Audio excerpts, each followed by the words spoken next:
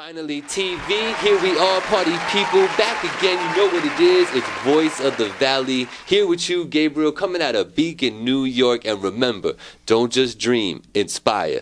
Don't just imagine, create. And just don't believe, achieve. That's the way it goes down on Finally TV. And remember, you got to go ahead, if you got questions for me, you go ahead and ask those questions in the comments on this video. I will answer your questions on the next video. That's how we're going to keep it moving. We got to get this engagement up. Remember, they told me that if I get people liking the video more and leaving comments, that my engagement with my views would go up because my algorithm would change and it would put it in front of my actual subscribers. Imagine that. Imagine having subscribers and then YouTube putting my video in front of them. That would work for me. So get that done. Make sure you comment below. I'll answer some questions. Let's get it. Today I got a very interesting guest for you. Shout out to my man DJ King James NYC. We were just talking about you, brother. So salute to you and his whole movement.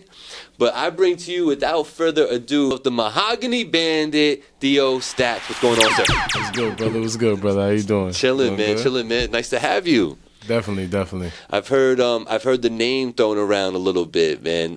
Theo Stacks. You've been busy over the last few years, huh? Yeah, man. I've been working on different, just different projects and just, getting my sound out there for people to kind of capture, get a liking for it, better to say. Yeah, no, I get it. Definitely happening, and I'm glad you reached out, man. It's going to be a nice person to introduce to the audience. My audience might be familiar with you. They more hip to it than me sometimes. I bring people on, they're like, oh, you finally got him on. You know what I'm saying? Finally TV. Definitely. I can see that. You know what I mean? So, but today, it's all about just introducing you to this audience and learning a little bit about you, maybe get you a new fan, a new follower. You with that? I'm definitely with that. All right, well, let's get it. So, first thing I always ask is, where were you born and how'd you end up in the Hudson Valley?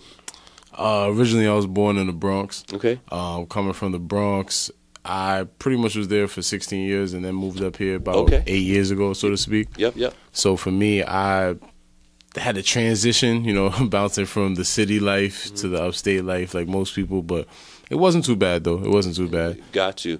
The boogie down Bronx, man. I fancy the Yankee Stadium area because that's where I was. 161 in Grand Concourse. So, I know 161. You know what I mean? Yeah. So I was there a lot as a kid, and shout out to 183rd and Anthony in Grand Concourse. Okay. So I know that area too. Always brings a smile to my face when I hear about the Bronx. So welcome. It's nice to have you. Definitely nice to be here. Yeah. So let me ask you this. Theo Stacks. Where's the name come from, brother? I mean, like, that's where it really kind of goes back to your first question, like, exactly where I'm from. Okay. I grew up in the South Bronx and the North Bronx. So I've lived uptown, but I lived in the South Bronx. Now, living in the South Bronx, I was always at my aunt's house. So, everybody lived in the hood where, auntie, you always got that cool aunt, you know what I'm saying? So living at my aunt's house, it was a little bit different because it was like damn near 8 of us in the same house. But I had to follow after my cousins, we all just hanging out and bonding as a family. But I ended up chilling on my aunt's side a lot, you know what I'm saying? That specific area was called St. Lawrence Avenue. Okay. So on St. Lawrence, that's called technically it's called the Stack Block. Okay. So the Stack Lodge was the group that my older brother actually and his friends, they put together, their own, clique. And they started, just music, but also just like their own like street crew, so to speak. Not really crew, but, their own people. They all hung out. It was just a core few people, Everybody was family in a way because we all grew up around each other. Everyone's family is connected in some way, shape, or form. So, it was like one big family and still is to this day. Yeah. So the Stack name, so to speak, attached to me partially for, the factors of where I'm from. And also Stack Bundles being one of my favorite artists. Oh, okay. God rest his soul. Yeah. But those two factors played a big factor with me even starting rapping because my older brother rapped, him and his friends rap. So I used to watch after them, being the little siblings, watching like, yo, hold on, they just spit some fire. Can I do this? I used to steal his rap books, like, hold on, trying to memorize them, go to school, trying to show my friends, make them think I got something, you know what I'm saying? Then I had to learn on my own. So after a while, it got to a point that I had to, change and, change myself growing up because I was at that borderline point, where I was transitioning from middle school to high school. Gotcha. So that's when Theo Stacks, so to speak, came about. High school years, that's when everyone started calling me that, because that's when, so to speak, as a saying we always say, I started coming outside. You know what I'm saying? I was young, and it was about that time for me to step off the porch. And then from there, that name just stuck with me, even coming upstate. Got you. I don't know. It rolls off the tongue, too. Theo Stacks. Sounds right. You know what I mean? Definitely. So tell me a little bit, man. You know, you reached out wanting to come on and get on the show and have a conversation with me. Why is that? What does Theo Stacks do that you need to be on Finally TV today? I mean, I make music. That's my main thing. But I also tell a story with all the music I do. Now, I was gravitated to your brand because, one, I'm a big supporter on people just winning in general. I want to see everyone win. I don't really care about, I don't even listen to celebrities in my car. I listen to the unsigned artists in the Bronx people don't listen to. Even the artists from up here, you know, I don't care about listening to the norm because I want to see the underdog win. I always grew up as the underdog, and I told myself, you know, I'm going to show everybody something different, and I always did. So, just so to speak, when I saw Finally TV in my head, I'm like, finally I found somebody I could have an interview with. You know what I'm saying? Because I see a bunch of different platforms out there, and nothing against them. I always want to, you know, I'm reaching out to everybody. Yeah. Like tomorrow, I'm going to be with Too Humble Productions. Oh, up in yeah. Monticello. Shout out those brothers. Yeah. Definitely. Shout out to them. I'm going to be there tomorrow evening, and people could tune into that. But besides that, I'm actually going to be bouncing around to just any underground radio, doesn't matter if it's radios, blogs, podcasts. If we want to do ciphers, it doesn't matter. You're doing a media run. I'm doing a media run, but also I want to network with different people. You know, you don't know the knowledge or even the people you'll meet. You might bump into somebody with more knowledge that could drop some gems on you. So it's definitely something that I wanted to come up here and actually pick your brain just like you picking others. All right, there it is. No, I like it, man. I respect it. And shout out to all the other platforms in the area. Too Humble. I'm actually in talks with them to bring them on the show and let them tell their story and stuff. So I'm with all that. You know what I mean? That's dope. There's a few though. There's In the Field Radio. You got the Rec Boys. Yeah, those are two right there that I would say, you know, you want to definitely reach out to. And if you got visuals, Rec Boys does their show on Wednesdays and they do like video reviews. Okay. You know what I mean? So shout out to those boys. Definitely. So dope, man. I like that. I like that you're up here doing that. So you talk about music and you talk about rapping. And what I like is that you said you watched your older brother. How much older was your older brother? Well, my older brother, he's 31 now. I'm 24, so he's 7 years older than me. Perfect. So, that makes me feel good because that means that you have that window into the golden era of hip-hop. You know what I mean? So tell me a little bit about when you realized like music was a little bit of a thing for you. Like you had a thing for it. I'll be honest with you, I've always known music was something that always gravitated to me. Like no matter what, since a kid. Like I was one of those kids in the car who you couldn't get to shut up if you put the music on. Like I'm singing whatever. My mother would tell people I sing R. Kelly to Teddy Pendergrass to whatever. And that's funny because I was actually named after Teddy Pendergrass. Okay. So it's like I've always been a music head. Like that's always been a comforting thing to me. Like going to sleep as a kid, I listened to music. So growing up, I gravitated to it, and even as teen years, I just always wanted to write. I write stupid rhymes. I still remember my first rhyme to this day. I still have like little bits and pieces in my head, but I remember I was like, oh, hold on. I came up with a little 4 bars and thought I had the most fire thing ever come put together. So, right. And for me, when it comes to that's just kind of how it is, you know. Got you. So, you know, I get that being young and just kind of having that music vibe in you from the jump. You know what I mean? I get that. When did that turn into, you know, just scribbling stuff down and trying to recite your brother's raps and stuff? I'll be honest. When did it turn for you? That for me, that was like young, like 10, 11 years old. Okay. I would start scribbling down the words, you know, just trying to, for myself and just even scribbling down, you know, his rhymes, but it was more so I wanted to learn to rap. Yeah. That was the purpose of memorizing his. Right. Because I would listen to what he had and like, you know what, maybe I could put something together similar, and then, you know, be as, you know, we always want to be better than the big brother, you know, or at least be right there next to him. So even now, I still call his phone and I'm like, oh, you think you still the best? Like, I got something for you, and then I'll let him hear whatever. So.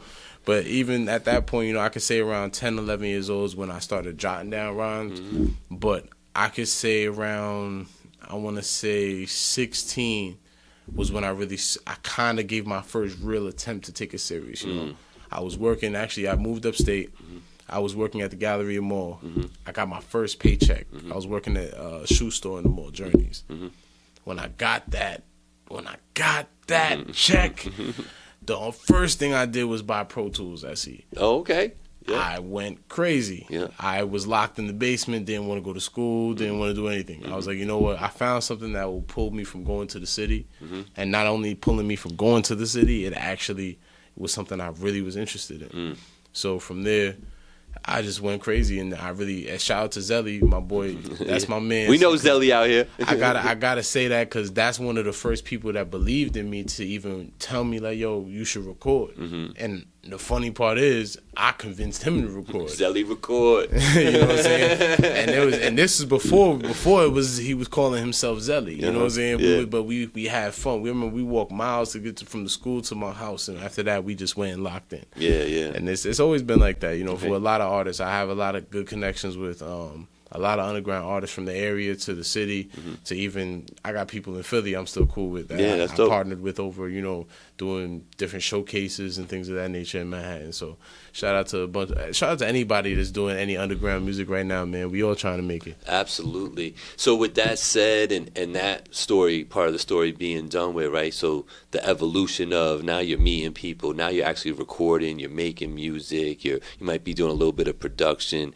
What materialized from all that? What came of that eventually? Well, what happened with me, I had a big change in my life, you know, due to the factor that I still, you know, have my connections to, you know, being in the city, but then also living up here. I still dealt with a lot of things that were unexpected, you know, like I had a couple deaths that happened over the few years that actually made me stop doing music. I stopped doing music for a while, or so to speak, I stopped taking it serious. I still wrote music because that became a coping thing for me. Mechanism, you know, coping mechanism, better to say. And I would always, you know, write music, but I didn't have the drive or passion to really want to, you know, put music for others to hear. It was just for me, you know. So once I had a point, I want to say this was recent. This was back in 2018. Where I really said, okay, you know what, I got to get off my ass. You know, I took like a good 3-4 year break. It's time to get back and really start recording and really start doing visuals and pushing for more. Even through still dealing with all the struggles and trials and tribulations, I didn't care. You know, because once we get grown, that's when everything changes. You know, so we have to realize that dreams are always good, glitz and glamour. As a kid, he's thinking of them, but when we grown, you know, we got to realize reality and dreams can't clash at any point. No, it's true. I like it, man. So not only that, but then you started creating some music and getting some songs together, right? Because you got some material out there. Yeah, and that's nothing, man. If I showed you what I have in my hard drive, you would be looking at me, and this is just from 2019 and 2020. You look at me like, why don't you, like, what's going on? No, I like it. But not only did you do that, you also created a brand with Mahogany Bandit. Right? Talk about that a little bit. Mahogany Bandit is actually, you know, my new merchandise I'm actually about to start pumping. It's clothing. Okay. You know, Mahogany Bandit is also another thing. Mahogany Bandit is going to be a single dropping very soon. Okay. Mahogany Bandit is going to drop around the same time I drop the clothing line. It's pretty much just sweatsuits, you know, t-shirts, just different urban gear for people to want to, you know, throw on, just regular, easy to go, everyday clothing. That's my main push. I want comfortability. I'm a person, you always catch me in a hoodie. You might catch me in jeans just because I want it, but most of the time I'm in sweatsuits. You know what I'm saying? Yep. So that's why I'm pushing the Mahogany Bandit brand. You know, that's something new that just came on the table that I'm trying to, you know, push that outlet. Gotcha. Still getting the last things worked out as far as the website and everything, but that's definitely coming though. Got you. So let's take a moment now, Theo, and look into the camera lens, man, and tell them where they can find you, and then, you know, let them know about that brand again too. Well, everybody can find me on Instagram, coldworld__baby. If you want to listen to any of my music videos, you can go on YouTube, Theo Stacks. Easily just type it in, TheoStacks. All my music will pop up. Same thing for Apple Music and SoundCloud as well. There it is. Consistency in the name is good, right? So I like that. Explain the moniker that you have for Instagram. I thought that was a cool story before we move on, about the Cold World. See, Cold World, baby. I had to use that because I always say that in general. You know, even with my friends, like, you know, they'll talk about different things going on, and I always say it's a cold world, baby. But at the end of the day, the real, you know, moniker for that, it stems from, you know, a friend of mine who passed away. Rest in peace, my boy Jay High. Yes, sir. R.I.P.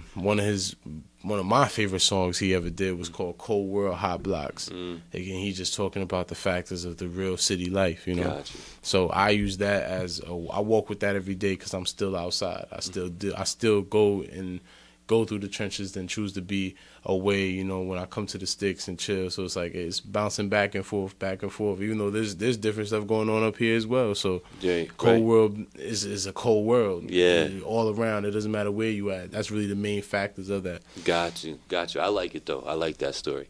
So I'm sure that's an inspiration for you.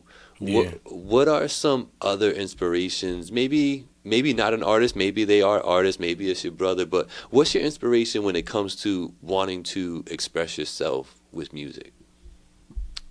My inspiration, I can honestly say, I have three. Okay. You know, for me, the one main thing I could say is my brother. That's somebody who's always pushed me to, you know, express myself in general, and he always says, never hide who you are. And he even told me to do that even with my music. So when I listen to him on that, I watch, you know, my sound change. I watch my growth. So after that, it kind of had me tap into a different person, and I was able to, you know, excel a lot more. Now, as far as the second inspiration, I could, so to speak, say, I didn't know how to express myself a lot with music. I always put words together. Being a lyrical rapper was easy. That's easy to me. I read the dictionary. I like to read a lot. So that portion, you know, that was fine. But when it came to the real life rap, it was like I always had a wall up. My inspiration that came behind that was losing my daughter. You know, I had a child that was born prematurely that, you know, I ended up losing a few years back, and I didn't know how to express it in general, like how to even feel about that. So the only way I went into depression, I didn't know what to do, but the only way I could even express anything was through music. And I told myself, you know, even in my life, I was young. I was, 19, 20, so 20 years old, and within that 20-year-old phase, I'm like, I knew I wasn't ready, so to speak, but I also looked at it as, you know, well, what can you do to be ready if this ever happened again? Or even just in general, what would you have done to put your so-called family in a better place? What moves as a man could you have made? And that's starting from the ground up of building your own brand, your own everything. So I had to look at myself like, well, what could you do? And that inspiration right there alone sits with me every day because I think about it. I got her name tatted on my chest. So I always tell myself, like, you know, you gotta. I look at myself and say things could be worse, because unlike it was for that situation, I could not wake up tomorrow. It could be the same way. So you gotta look at life as, you know, life is too short, no matter how long it lasts. You know what I'm saying? Absolutely, man. Wow. That's very powerful, brother. Salute to you, and you know, my condolences on the things that happen in life, man. And life is crazy, brother. That's definitely the fact. Life is definitely crazy.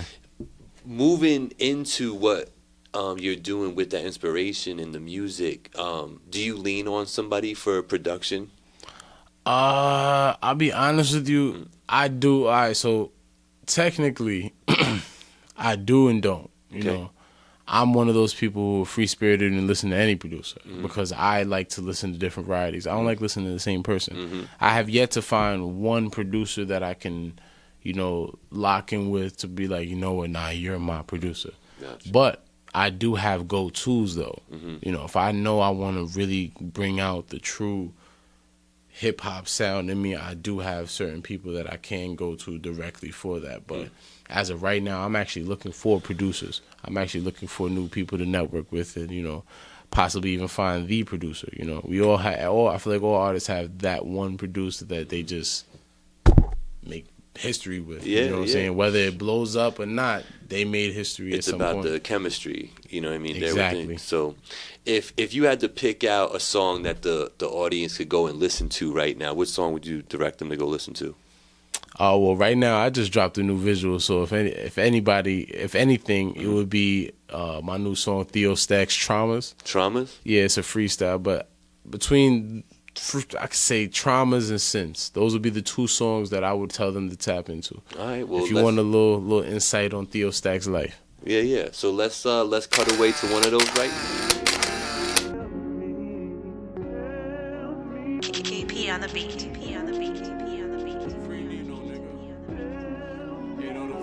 Because I love myself, I gave some people distance. People been moving suspect, but won't play the witness. People retracted certain statements, they try to fade the premise. Had to dead certain relations, they jump from where the ship is. And all these bitches know it's drive the boat. When you was left in that water, how you survive the flow. Shout out to the women with the knowledge though. Independency is all they strive to know. This life we live in, fuck like the condom broke. We still keep it pushing through all the problems though. Been in rooms with a pile of dough, and rooms with a pile of broke. Only difference, first had suckers, second had honor though. Niggas that stay down, they go broke feeding they partners though. The first room had niggas that shice niggas, but they kinda broke.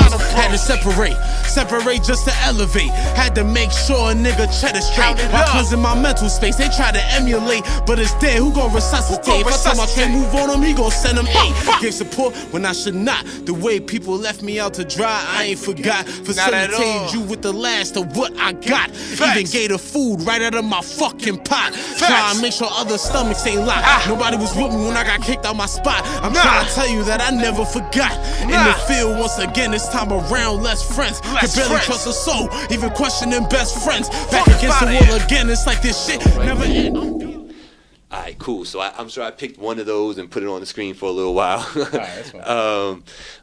But you gotta, you know, I like to do that, let them listen to it a little bit, get intrigued, and then they can go listen to the rest on their own. You know what I mean? So it's pretty dope. But I like that, man. I like that. Who would you say your biggest supporters are right now?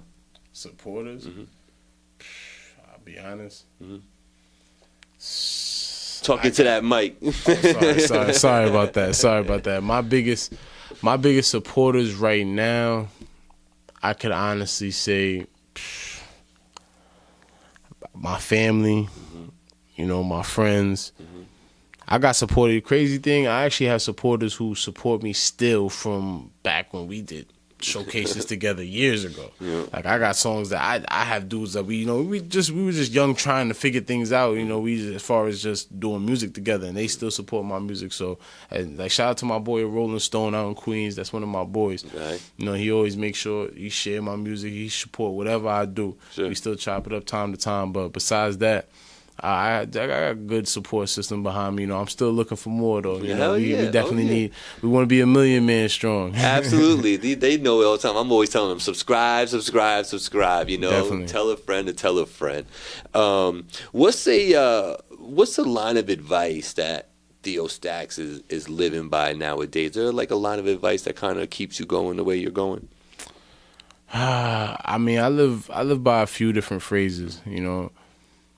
Nothing's for nothing. Okay, nothing's for nothing. Yeah. That my grandfather used to say that. God rest his soul. He always used to tell me every day. I made a song based off of that. That's what my last visual, Nothing for Nothing, was based off of. You know, nothing's for free in life. So I realized you got to work to get everywhere you want to be. Earning is the only way you can actually truly achieve. And that's the biggest thing. I feel like a lot of people have taken away with these times going on. You know, a lot of people, you know, either got lazy or whatever the case may be. Yeah. It's time to get back up. It's fourth quarter. We got to end it strong. Yeah. No, I like it. I like it. You might want to rewind this one too and just listen to that again, y'all. Some of y'all need to hear that. No, nothing's for nothing is so true, man. How about, I always ask everybody, you got like a pet peeve? What's your top pet peeve? You know, it sounds so petty. It's okay. So that's petty. okay. But I'm one of those people, like, I hate people who talk with food in their mouth. Oh, yes. Like, I don't even care if you got like that one chip you just put in your mouth. Please wait. Please wait. Now that you got food flying at me, I'm talking to you now. I wear glasses, so it's like, and this is new to me. These specs is new. A lot of people gonna see this interview and be like, "Wait, hold on." Yeah. So it's like I had to adjust to that. It's even more of a pain now. I'm like, wait, why? And now I'm really imposing 6 feet. I gotta impose it. We need to social distance out here. Yes. When you're chewing with your mouth full. Exactly. I agree 100%. So now we've arrived, before we get out of here, at my favorite question. And I know it's young in your career, but I'll phrase it to you like this. Tell me about the time that you was rapping that you had them. You had that crowd right here in your hand. Tell me about your favorite time that you had that. I'll be honest with you. And I don't know if my boy King James could remember this. It was my first time performing in Jay-Z's ever. Middletown. Yeah. And I did most of my performances down in the city, but it was different in Jay-Z's that night. I just felt it. It was weird. It was the most packed open mic I've ever seen. I'm like, you know what? Maybe I might choose to perform tonight. Mm-hmm. And I chose to, but the song that I actually performed, I performed live. It wasn't something pre-recorded, and I just wrote it 2 days beforehand. Oh, wow, okay. So it was like, the pressure was on, but it was heartfelt. It was all, you know, real life. I talked about depression in the song. I talked about a lot of different things to the point where at the end of the song, it kind of was a whole different aura in the room. Like, everyone was already hyped up from the last song, but I set the tone of real life to where I had those girls, like a couple girls by the bar crying. Tears, like, nah, that was real. Like, everything he said was real, and I had the whole room clap for me after I finished, and I never had that feeling. It's a different, I mean, I've had it, but it was different when it's like, that was pure, genuine. These are random people. They came out here maybe not knowing there's an open mic. They just came. Right. And they didn't even know me. That's a lot of the people in the room I didn't know. Right. You know, I'm not the most familiar face in Middletown. I'm not a person that want to be in front of everybody's face. So right. It was just different. Yeah. No, that's dope, man. And shout out to King James again, man. He's been on my timeline all over. That brother stays busy, let me tell you. As he should. But salute to you, and salute to him for throwing those open mics, man, and giving y'all, you know, a place to go and release all that. You know what I mean? But I love asking that question because I like being able to bring you back to that moment. You know what I mean? It's a good time, and, you know, there's a lot more of that to come. You just got to stay on your grind. You know what I mean? And I just keep telling that to everybody. So one more time before we get out of here, look into that camera, remind them where they can follow you and find your music and all that. Listen, you could definitely find me on IG, coldworld__baby, on SoundCloud, YouTube, even Apple Music, Spotify, Theo Stacks. If you're going on Apple Music, you're going to find Mahogany Route. That's definitely still on there. Spotify as well. I'm getting more music up there within the next couple of weeks, so definitely stay tuned. And on YouTube, Theo Stacks Traumas just dropped. Also, my Nothing for Nothing visual. Go tap into those too, man. Shout out to everybody too out in Middletown, down to the city and back. You know how we do, man. That's it. I love that. So now, before we get out of here, I've been doing this with my latest interviews that are dropping. In the comments below, right, you got some questions for me that you want me to answer. But aside from that, if you want to get into the raffle to win you some cash app money straight from FinallyTV, in the comments below, what emoji do you use the most, do you think? I'll be honest with you, the shooting star. The shooting star. I want to see a shooting star and the music, one of the music notes. I don't care which one, but the shooting star and some music notes, I'll enter you into the raffle, get your name in there, and I'm going to cash app you some money. So shooting star with a musical note of any type in the comments below gets you entered into the FinallyTV raffle, and you can get you some money. I don't know how much. Maybe I'm going to pay for your lunch. Maybe I'm going to put a little something on that tuition. I don't know. Maybe I'll buy you some Dunkin' Donuts. Who knows? But get your name down there. We're going to do shooting star, musical note. You already heard it. This is Theo Stacks. You're going to look out for Mahogany Bandit apparel coming your way. I know I'm going to get that double Single on the XL. way. Hell, I'm going to get that double XL hoodie. I'm going to be rocking that with pride. So for Theo Stacks, for FinallyTV, Gabriel, shout out to Andrew, makes this whole thing happen. We out of here, y'all. Voice of the Valley. Peace. Mahogany.